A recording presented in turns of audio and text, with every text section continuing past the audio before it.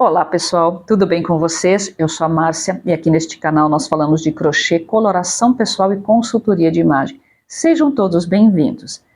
Quem é novo aqui no perfil, eu sempre sugiro que leia a descrição do perfil e também dos vídeos, isso vale para todo mundo. Porque aqui, gente, a gente aborda esses três temas e todos eles estão interligados. Porém, não tem tutorial passo a passo, como você encontra em outros canais aqui no YouTube que falam, por exemplo, de crochê. Mas eu sempre passo as dicas, o que eu considero relevante para que você também consiga desenvolver os seus projetos. E por falar nisso, gente, assim, ó, para a gente entender o crochê, para a gente ser uma artesã e se destacar de alguma forma, nós precisamos entender como funciona, digamos, toda essa dinâmica de fazer crochê. Ou seja, eu acredito, e é por isso que eu não faço os tutoriais, também um dos motivos, que crochê não é só sobre tutoriais. A gente precisa se aprofundar um pouquinho mais e começar a desenvolver os nossos projetos. Havia um tempo em que a gente não tinha canais no YouTube falando de crochê, e não faz tanto tempo assim, certo? Como é que se aprendia crochê?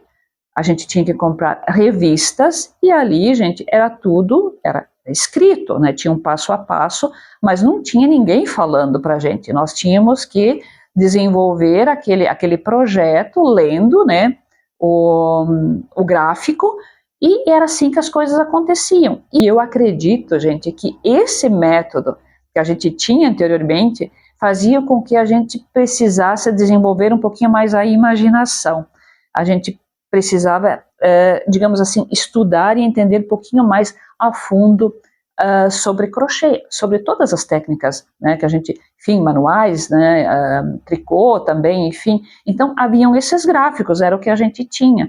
Então, sempre esperar por um tutorial completo, mínimos detalhes, se você tem aspiração de um dia crescer como artesã, eu acho que não é um bom caminho. Existem canais que fornecem o passo a passo, eu mesma sigo esses canais, até falei em outros vídeos que eu sou como uma experimentadora de algumas receitas e depois eu passo aqui, eu recomendo esse canal, enfim, e faço minhas observações, o que eu achei, enfim, né, se é viável aquele projeto, e quando eu falo é porque normalmente ele é viável, enfim, né, estou aqui para só enaltecer. Se eu não tenho algo bom para dizer, eu prefiro me calar, né?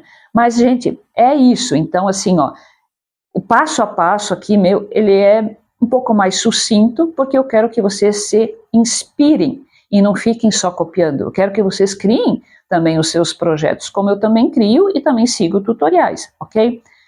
Dito isso, então hoje nós vamos falar desta saia, né, que é criação minha, porque eu tinha que suprir uma certa demanda. E qual era essa demanda?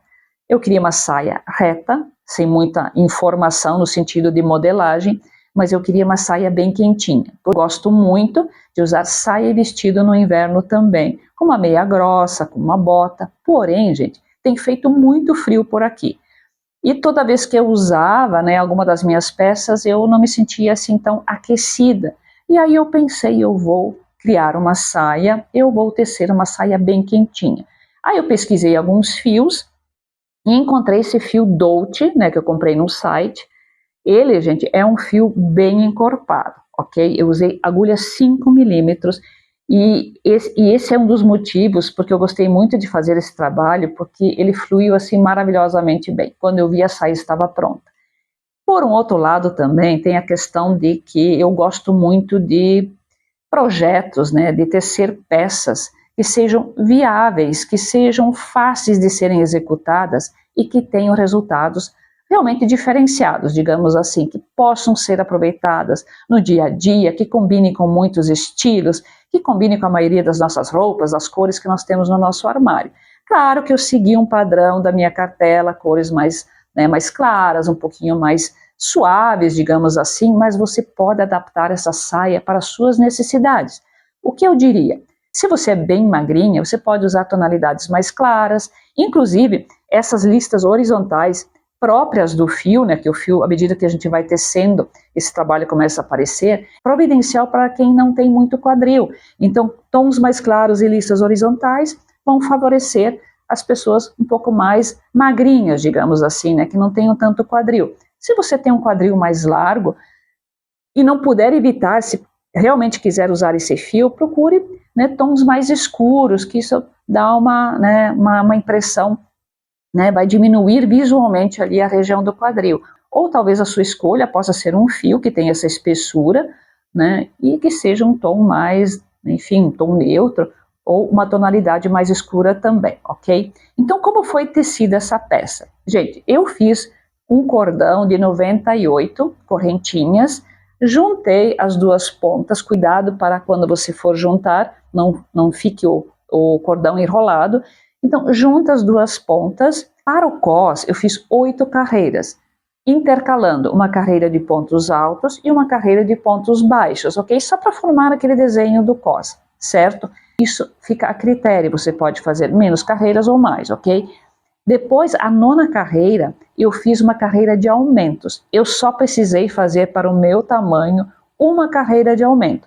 Então, eu fazia 4 pontos altos e no 5º ponto um aumento. Então, o 5º ponto, 2 pontos altos. Gente, isso supriu a minha demanda. Se você tem um quadril maior, de repente vai ter que fazer mais carreiras de aumento, ok? Faça uma carreira, faça mais uma, não faça todos os aumentos na primeira carreira para não ficar aquele, né, efeito meio franzido, que não fica muito legal. Vai aos poucos que vai ficar bacana. Então, gente, é isso. São carreiras circulares, né, de pontos altos, até o comprimento que você desejar. Eu usei 5 novelos desse fio, com um tamanho bacana.